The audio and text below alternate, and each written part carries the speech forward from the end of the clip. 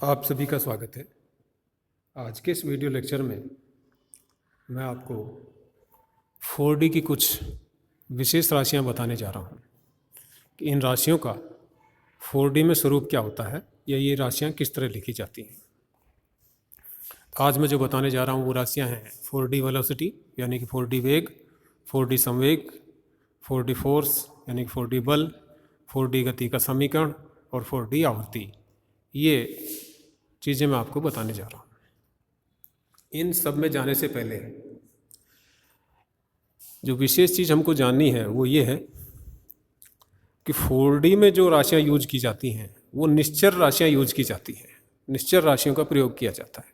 जैसे 3D में जो द्रव्यमान लिया जाता है वो द्रव्यमान आपेक्षिकीय स्थिति में, सापेक्षिकीय स्थिति में कांस्टेंट नहीं होता, तो फिर m का मान या m यूज नहीं किया जाता 4D में, तो m की जगह रेस्ट मास या विराम द्रव्यमान m0 यूज किया जाता है। उसी तरह जो राशि है dt यानी कि t2 - t1 दो समयों के बीच का अंतराल या समय अंतराल, ये 4D में निश्चर नहीं होती, यानी कि dt dt डैश के बराबर नहीं होता, तो फिर इसका 4D में उपयोग नहीं किया जाता।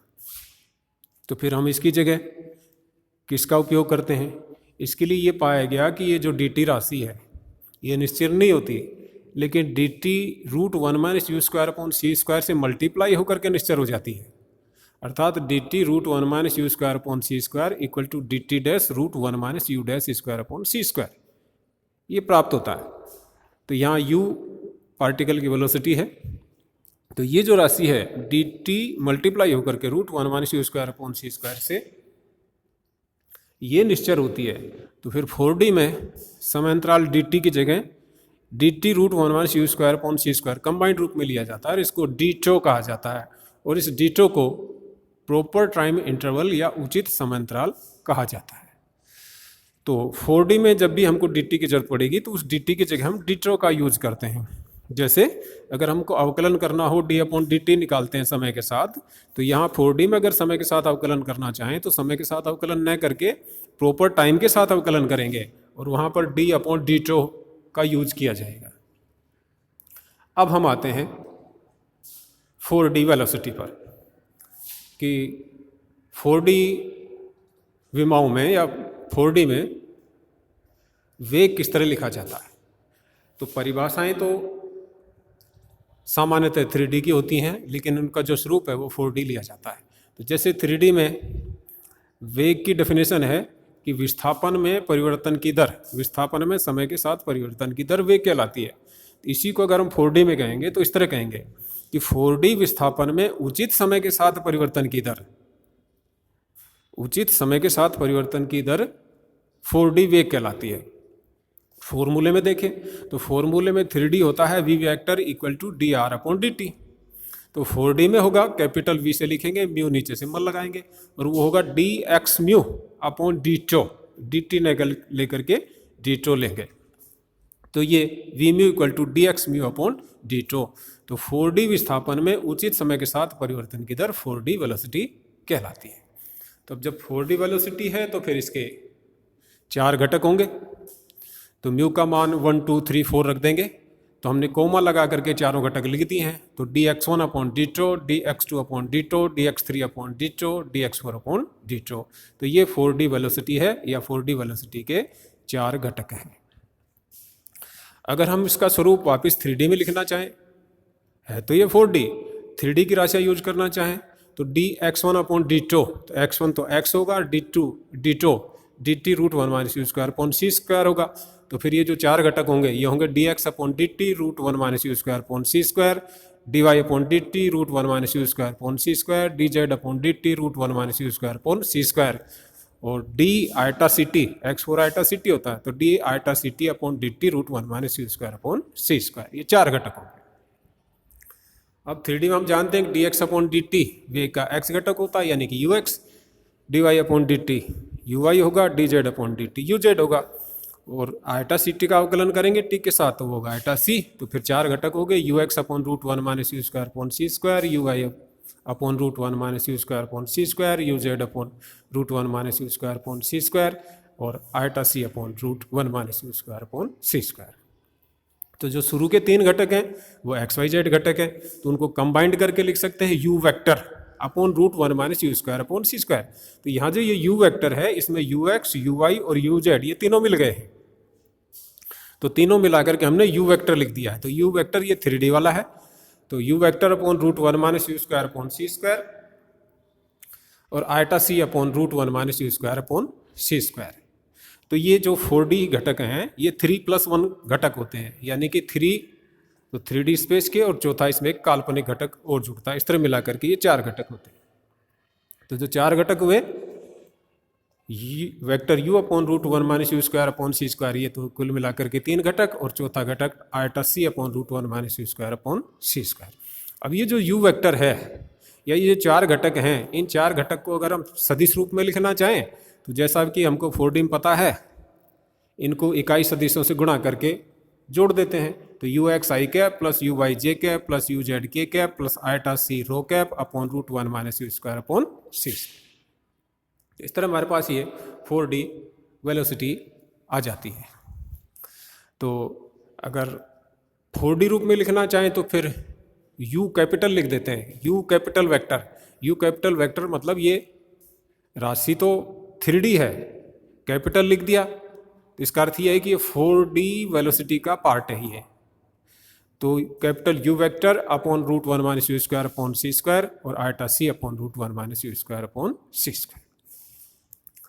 अब अगर वी म्यू स्क्वायर निकालना चाहें, वी म्यू का परिमाण निकालना चाहें, वी म्यू स्क्वायर, तो हम आई कैप, जे कैप, के कैप, रो कैप के गुणांक का वर्ग करके जोड़ देते हैं। तो सबका वर्ग करके जोड़ें, आप किसी तरह जोड़ सकते हैं, 3+1 को स्क्वायर करके जोड़ दें या 1 1 1 1 चारों को वर्ग करके जोड़ दें, किसी भी तरह प्राप्त कर सकते हैं, उनको जोड़ें तो v mu square equal to आता है माइनस सी स्क्वायर।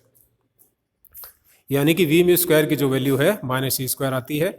और यहाँ से हम देख सकते हैं कि ये जो माइनस सी स्क्वायर आई है वैल्यू, ये बताता है कि V mu square less than 0 है, अर्थात वी म्यू जो वेक्टर है ये टाइम लाइक या कालवत सदिश होता है।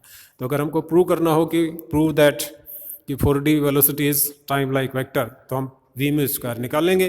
वी म्यू स्क्वायर आएगा minus C square that is less than 0, it means V mu is time like vector. अब चलते हैं हम 4D संवेग पे। तो अगर संवेग की हम डेफिनेशन देखें 3D से, तो द्रव्यमान और वेग का गुणा संवेग कहलाता है। तो यही परिभाषा अगर हम 4D में शिफ्ट करें तो विराम द्रव्यमान और 4D वेग का गुणा, तो 4D में वेग तो 4D वेग होगा और द्रव्यमान की जगह विराम द्रव्यमान लेते हैं, तो विराम द्रव्यमान और 4D वेग का गुणा 4D संवेग कहलाता है, यानी कि m0 इंटू वी म्यू। तो वी म्यू के जैसे 4 घटक निकाले हैं, उन 4 घटकों को 3+1 लिखें या 1+1+1+1 लिखें, उन सबको m0 से मल्टीप्लाई कर देंगे तो हमारे पास 4D संवेग के 4 घटक प्राप्त हो जाएंगे या 4D संवेग प्राप्त हो जाएगा। अब एक जो चीज़ हम ध्यान रखते हैं वो ये है कि m0 upon root 1 minus you square upon C square, ये वस्तु के द्रव्यमान और विराम द्रव्यमान के बीच का संबंध होता है। m equal to m0 upon root 1 minus V square upon C square. तो m0 upon root 1 minus V square upon सी स्क्वायर या 1 minus you square upon C square को हमने m लिख दिया, तो फिर हमारे पास वेग के 4 घटकों हो गए m u वेक्टर, ये तो 3 घटक, और आयटा m c चौथा घटक। अब m u वेक्टर ये 3D की राशि हैं, द्रव्यमान गुणा वेग हो गया तो ये 3D का संवेग हो गया। तो 3D का संवेग p वेक्टर और आयटा एम सी, इसको ऊपर नीचे सी से मल्टीप्लाई करेंगे तो eta M C square upon C, M C square होगी ऊर्जा तो आयटा ई अपॉन सी। तो इस तरह हमको ये 4D संवेग प्राप्त हो जाता है। अब यहाँ से पी म्यू स्क्वायर निकालें, तो पी म्यू स्क्वायर निकालने का तरीका ये है कि आई कैप, जे कैप, के कैप, रो कैप के गुणांकों का वर्ग करें, या 3+1 रूप में हमने लिखा है तो पहले घटक का वर्ग करें प्लस दूसरे घटक का वर्ग करें, सीधे हमारे पास पी म्यू स्क्वायर या परिमाण आ जाएगा। तो पी म्यू स्क्वायर आ गया हमारे पास यहाँ से P square minus E square upon सी स्क्वायर। ये हमारे पास इक्वेशन फर्स्ट प्राप्त हुई। पी म्यू स्क्वायर हम दूसरे तरीके से भी ज्ञात कर सकते हैं, क्योंकि पी म्यू होता है m0 वी म्यू, तो पी म्यू स्क्वायर हो गया m0 वी म्यू का स्क्वायर या m0 स्क्वायर वी म्यू स्क्वायर, और वी म्यू स्क्वायर अभी हमने निकाला माइनस सी स्क्वायर आता है, तो ये आ गया minus m0 square C square, second equation. और फर्स्ट और सेकंड दोनों इक्वेशन को अगर हम इक्वेट करें तो हमारे पास प्राप्त होता है P square minus E square upon C square equal to minus M zero square C square, या ई स्क्वायर इक्वल टू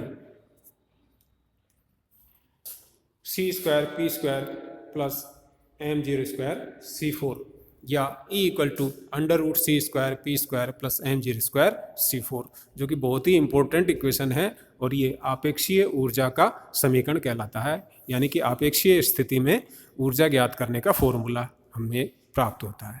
तो पी म्यू का ये एप्लीकेशन हो गया कि पी म्यू स्क्वायर यानी कि पी म्यू का मॉडुलस आप दो तरीके से निकाल लें, दोनों को इक्वेट करें तो हमारे पास आपेक्षीय ऊर्जा का समीकरण प्राप्त हो जाता है। आगे चलते हैं 4D फोर्स, 4D बल पे। तो 3D में बल की डेफिनेशन है संवेग परिवर्तन की दर बल के बराबर होती है, तो यही डेफिनेशन 4D में शिफ्ट हो जाएगी। तो 4D संवेग परिवर्तन की दर 4D बल के बराबर होगी। अब परिवर्तन की दर 3D में d अपॉन dt से लेते हैं, 4D में d अपॉन d टो से लेंगे, तो F mu equal to D P mu upon D tau. तो जो पी म्यू हमने निकाला है उसका d अपॉन डी टो यानी कि टो के साथ या उचित समांतराल के साथ अवकलन कर देंगे, तो हमारे पास एफ म्यू प्राप्त हो जाएगा, यानी कि बल के 4 घटक प्राप्त हो जाएंगे। 3D के हिसाब से लिखना चाहें तो D P upon D T पहला घटक, root 1 minus you square upon C square, और आयटा ई अपॉन सी था तो D E upon D T root 1 minus you square upon C square. तो जो पहला घटक होगा वो तो 3 घटकों को प्रदर्शित करेगा और एक प्लस चौथा घटक होगा जिसमें आयटा आएगा। तो ये था 4D फोर्स। अब आते हैं हम 4D गति का समीकरण। तो न्यूटन का जो सेकंड लॉ है, दूसरा जो नियम है F equal to M A, ये इक्वेशन ऑफ मोशन या गति की समीकरण के नाम से जाना जाता है। तो F equal to M A ये गति का समीकरण है 3D में।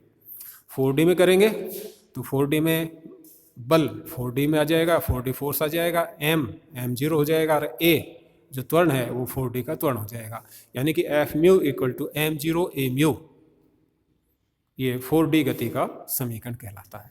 अब ए म्यू जो त्वरण है, ये जो त्वरण है वेग परिवर्तन की दर के बराबर होता है, तो ए म्यू को हम D V mu upon D tau लिख सकते हैं, और V mu D X mu upon D tau होता है। तो M zero D upon D tau D X mu upon D tau, ये 4D गति की समीकरण कहलाती है। अब लेते हैं हम 4D आवृत्ति, 4D फ्रीक्वेंसी। तो हमने एक तरंग का समीकरण लिया psi equal to A sine K dot R minus omega T, ये 3D तरंग है। तो इसमें साइन के साथ थीटा की जो भी राशि होती है वो तरंग की कला कहलाती है। तो यहाँ के dot R minus omega T के तरंग संचरण नियतांक है, जो कि ओमेगा अपॉन सी के बराबर होता है। ओमेगा इसकी कोणीय आवृत्ति है, आर इसका डिस्प्लेसमेंट है, टी टाइम है। तो थीटा की जगह जो भी राशि होती है वो तरंग की कला होती है। तो यहाँ पर के dot R minus omega T तरंग की कला है, लेकिन तरंग की जो कला है वो जो है तरंग का विशेष गुण होती है, यानी कि प्रत्येक तरंग की जो कला है वो निश्चर होती है। जब तक वो तरंग है उसकी कला वही रहती है। तो अगर तरंग है तो उसकी कला जो है निश्चर होगी। तो उस स्थिति में के dot R minus omega T ये राशि निश्चर होगी। तो के 3 घटक के एक्स के वाई के जेड, आर के भी 3 घटक एक्स वाई जेड। तो के डॉट आर इनका डॉट गुणा के एक्स इंटू एक्स प्लस के वाई इंटू वाई प्लस के जेड इंटू जेड, और माइनस ओमेगा टी, इस माइनस ओमेगा टी को माइनस की जगह तो आयटा स्क्वायर लिख दिया, जिसमें से एक आयटा टी के साथ ले लिया, सी से मल्टीप्लाई कर दिया, सी से डिवाइड कर दिया। तो आयटा ओमेगा सी इंटू आयटा ओमेगा टी, तो ये मिला करके इनवेरिएंट हुआ, या k1 x1 k2 x2 plus k3 x3 plus k4 x4 equal to invariant, या k mu x mu equal to invariant, जहाँ पर k1 k2 k3 हमने kx ky kz की जगह लिखा है, x1 x2 x3 xy z की जगह लिखा है, आयटा सी टी को x4 कह दिया है और आयटा ओमेगा अपॉन सी को k4 कह दिया है। तो ये जो k म्यू x म्यू है ये इनवेरिएंट प्राप्त होता है। अब जैसा कि हमको पता है कि जो x म्यू है वो 4D राशि है, और इस x म्यू यानी कि 4D राशि का एक दूसरी राशि k म्यू से मल्टीप्लाई होकर के गुणनफल जो प्राप्त होता है वो निश्चर राशि प्राप्त होती है। ऐसा तभी संभव है जब के म्यू भी एक 4D राशि हो। तो यहाँ से हम कह सकते हैं कि के म्यू भी एक 4D राशि है, और ये जो 4D राशि है यही फिजिक्स में 4D आवृत्ति कहलाती है। यानी कि जो के म्यू है ये 4D फ्रीक्वेंसी या चतुर्विम आवृत्ति कहलाती है। इसके 4 घटक होंगे, K1, K2, K3, K4, या 3+1 लिखना चाहें तो K वेक्टर और K4। K होता है ओमेगा अपॉन सी, तो K वेक्टर हो गया ओमेगा वेक्टर अपॉन सी, और K4 ले रखा है हमने आयटा ओमेगा अपॉन सी। हम देखते हैं कि चौथा घटक जहाँ भी आता है वो काल्पनिक आता है, तो यहाँ भी चौथा घटक काल्पनिक है, आयटा ओमेगा अपॉन सी।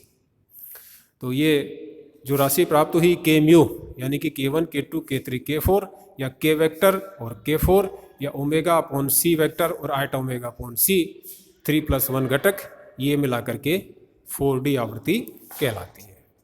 तो आज के इस लेक्चर में इतना ही।